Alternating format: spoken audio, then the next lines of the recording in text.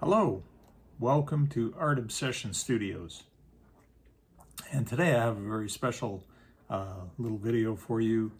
It's a compilation of some stills that I've taken.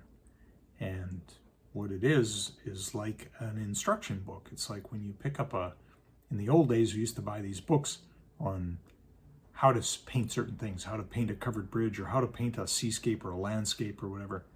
And there would be these photographs of step by step. It would also be maybe a photograph of or a picture of the colors that you needed for your project. And then the artist author would put these little descriptors in under each of these progressive photos, from start, the sketch, tones and values to details in the finished product, or semi-finished anyways, to get you on your way. So really great for beginners and even people that have a lot of experience. And sometimes you look at references like that and you see what other people are doing. I started doing this probably about maybe, I guess, 6-7 years ago. I started doing these sequential photographs through my paintings. I never did it before, but I thought I would start cataloging. And I think it's a good thing, because now I have a catalog of all these paintings that I've done and the progressive steps that you could take to copy those paintings. Just keep in mind that they are copyright, they are my intellectual property, so if you were to copy them and paint them and then try and sell them, you would be taking my intellectual property. But I guess, on the other hand, if you're doing your own very own rendition and it's radically different, then it's yours and you're just actually following my subject matter. So I don't know that it matters that much. I don't know if I even care that much.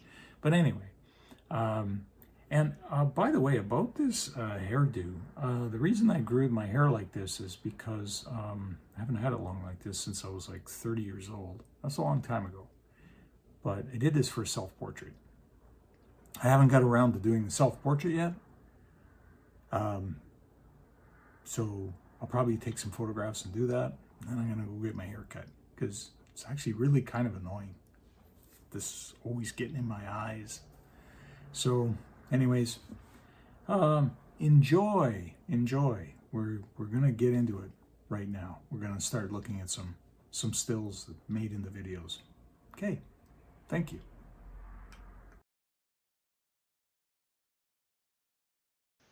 Here we go.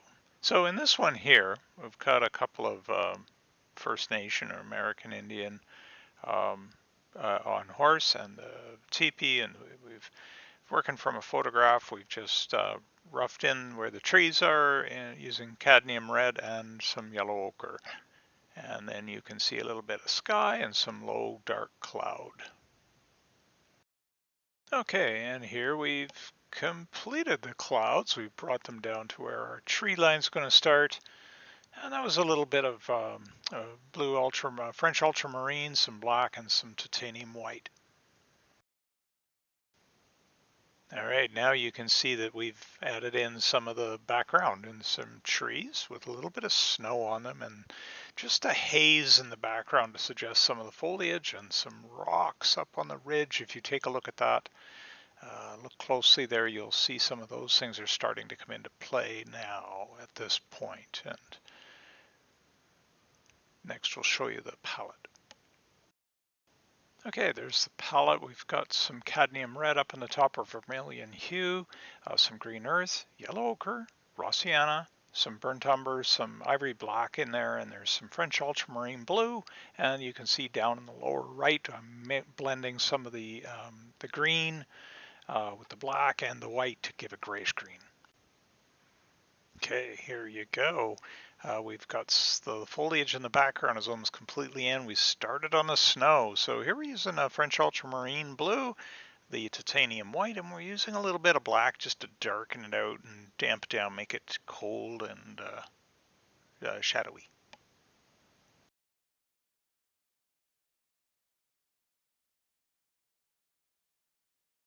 All right, here you can see we're starting to bring in the trees. Now notice I go really dark on these trees, almost black, and that's because that's going to be the the undertone and value of those trees. So I'm going to add lighter bark to those as we progress. And then there's some branches that are starting to show now. And there we are, a little more detail. And still more detail. So now you can see that the background is really, all the branches are starting, there's a lot of branch and bush behind these two riders. So we got to start working that in, and now a little detail on the teepee too. Just take a close look at that. All right, here we go. Next, in these frames, you can see that the horses are now colored in. We're starting to get the robes on the riders, more details going into the teepee, quite a bit more in the background. The painting should start to make sense. Look at the tree bark, the highlights.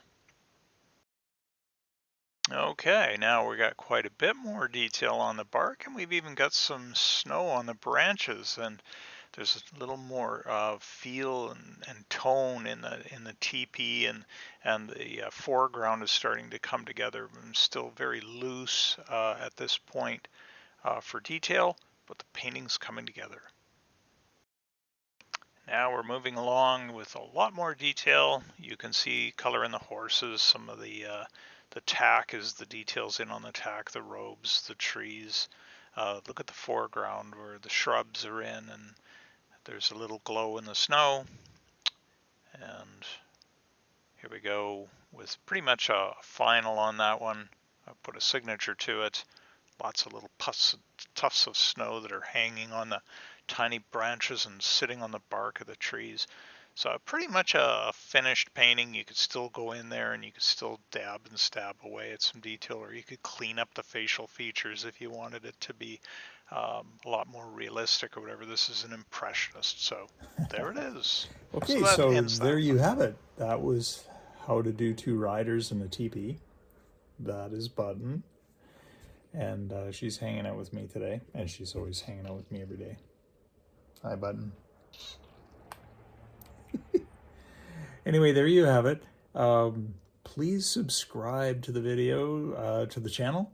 It helps the channel grow and get noticed, and it keeps me going and encourages me to keep producing videos. Oh, there's a camera right there. Okay.